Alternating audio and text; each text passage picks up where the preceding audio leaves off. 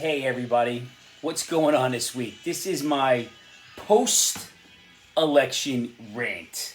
Post-election.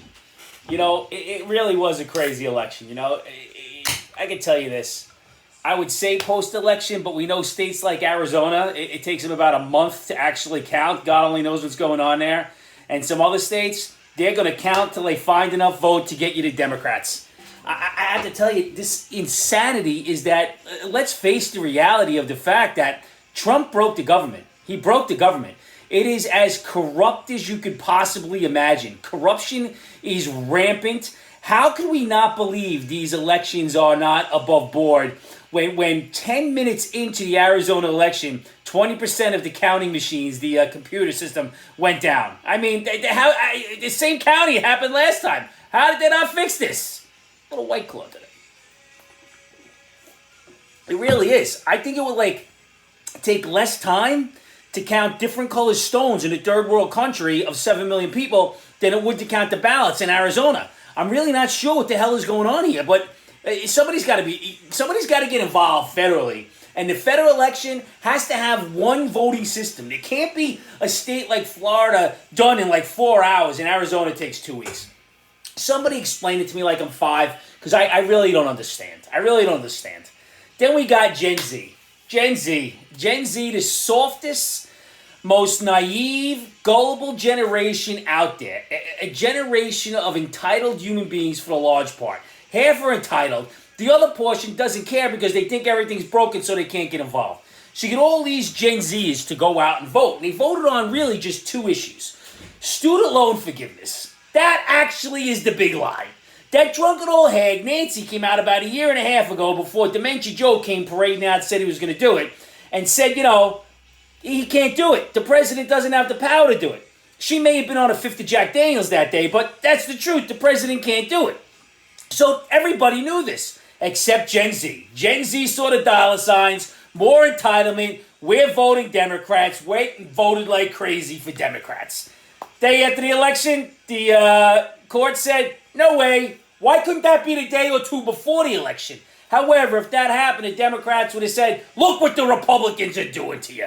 Because the Generation Z doesn't know the difference between the separation of powers. They just don't know. The court system, they may as well be the Republicans. It's the same. Now, their other issue is Roe vs. Wade. You can't get an abortion. Well, Gen Z is parading around on TikTok and YouTube and all of the women, they're not even women, they're girls, talking about body counts. Hard to believe. I'm 21 years old and have over 200 in my body count. You proud of this? Back in the day, we had 2 words. We called you slut and whore. I mean, those were the words.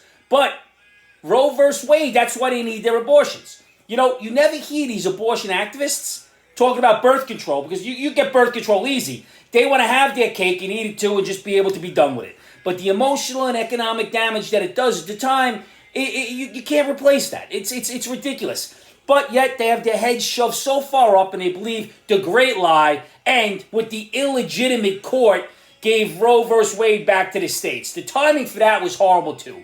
It was like the election when Joe and Kamala, everything was COVID. That's why they won. They were a single issue. At least Gen Z has 2 issues. But they're out of their minds. One day they're going to realize, and they're going to realize when they're 30 years old, trying to rent an apartment, paying back the student loan, and paying for groceries that are very expensive, and gas all on their own, not sucking mom's breast, living in the basement of the house anymore, getting everything taken care of them. That's the problem. Nobody cared about gas prices, inflation, the economy, the border. It's insane. But you know what? The Democrats are going to hold everything, and the world's going to go to crap for 2 years, and hopefully people wake up. We have 2 more years of this. Hopefully, and the damage isn't irrevocable. Now, oh my God, now. But now you know. Now you know. But you know who doesn't believe in birth control and Roe versus Wade? Nick Cannon. Nick Cannon is not for birth control, not for Roe versus Wade. In fact, he is the most pro-life guy I've ever known. On Monday, he announced that him and his longtime, girlfriend, whoever he's with, are having another child for 11. 2 days later, he's like, yeah, I'm having number 12. I mean, this guy's incredible. What's your secret, Nick? I mean, please, man. Dude, I hope the money keeps rolling in. You seem to be the only guy who survived the anti-Semitic rant you had a couple of years ago. So you must be doing something right. Really, this is really crazy. And then we have, oh, sorry, I digressed there for a second. Back to the election. You have Fetterman in Pennsylvania. Fetterman looks like the bad guy from the Minions. And he looks like Uncle Fester, like a combination of both. He literally cannot put a sentence together. He can't. He had a stroke. This is another puppet that the Democratic Party is putting up there because Dr. Oz ran probably one of the worst platforms and whatever you could imagine. He was horrible. That Fetterman won. I mean, it's amazing. What are we thinking about? As Joe Biden tells Pennsylvania he's going to stop coal mining and fracking and everything, Fetterman's going to be right behind him. I mean, what are we doing? We're voting ourselves out. I mean, but what should I expect? Same state voted in a guy who died. Won overwhelmingly. And somebody said the people of our state believe that even posthumously he will get the job done because he had great policies. He will get the job done posthumously. How's he going to do that? I mean, if you can get this guy on the line, on the phone, you're going to make more money than AT&T, Mobile, everything. It's the best cell phone ever. You speak to the dead. What do they have? What is it? Aunt Cleo? Trying to get in touch with him to invoke his policies? What are we talking about here? As I said, you get the election, these people go wacky. It's absolutely insane. I mean, look at California, which we've been talking about as insane for 3 years now. I've been doing this.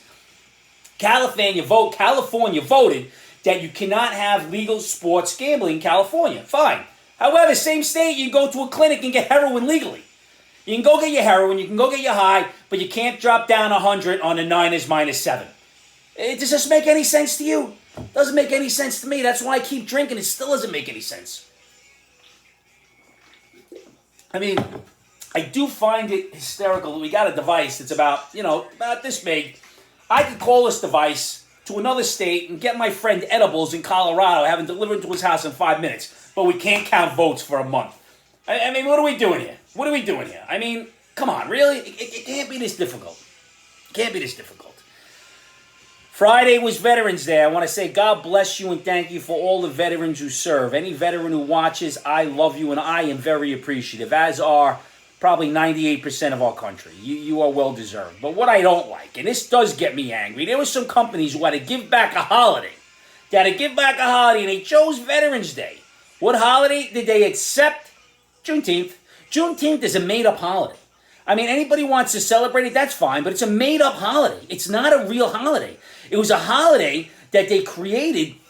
It may have been a date about something. It was a holiday created during the George Floyd Black Lives Matter. It wasn't a holiday. Go back on your calendars. It is not there before 2 years ago.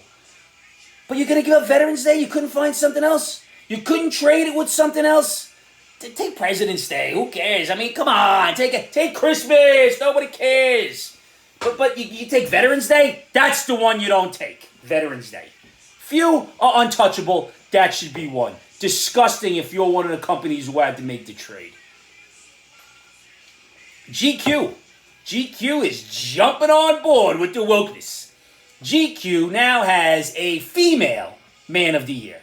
You heard me. A female man of the year. And apparently it came down to a female and a non-binary female. What, we don't have any good men anymore? Where are all the good men at? Oh, I would say I'm one, but my wife may disagree. We all know about this. Tough living here.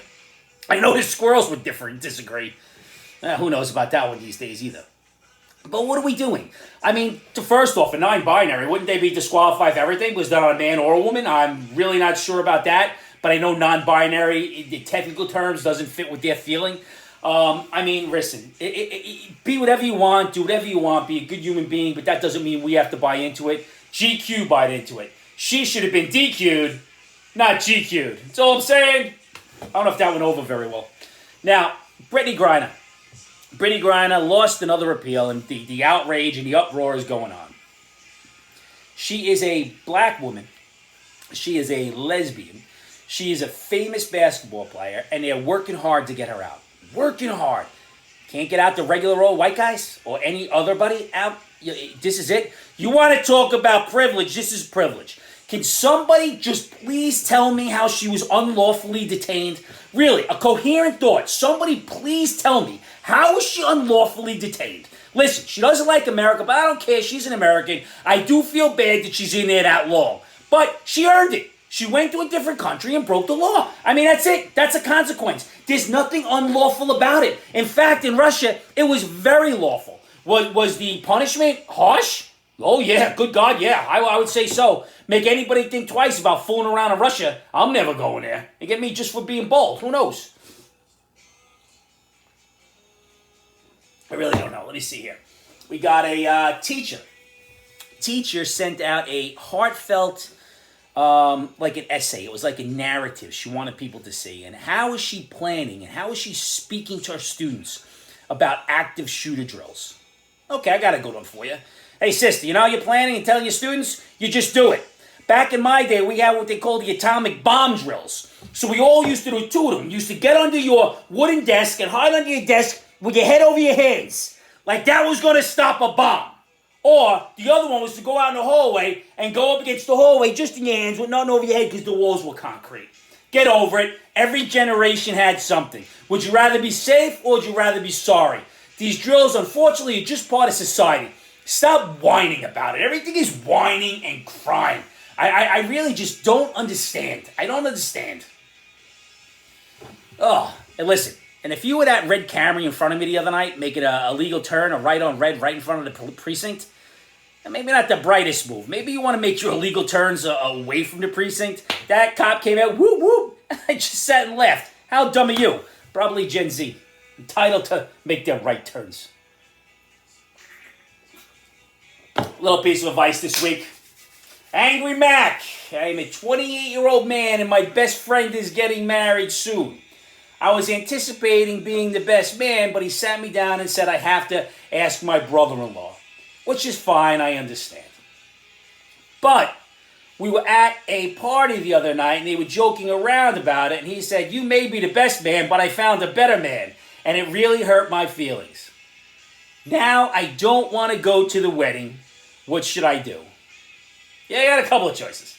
You can suck it up and be a man. Maybe you're trans or a female under there. Maybe check yourself if you got balls, because we should be bringing balls back. Get over it. And if your feelings hurt for a joke, maybe you're not this guy's best friend to begin with. If that's all it takes to get you all twisted.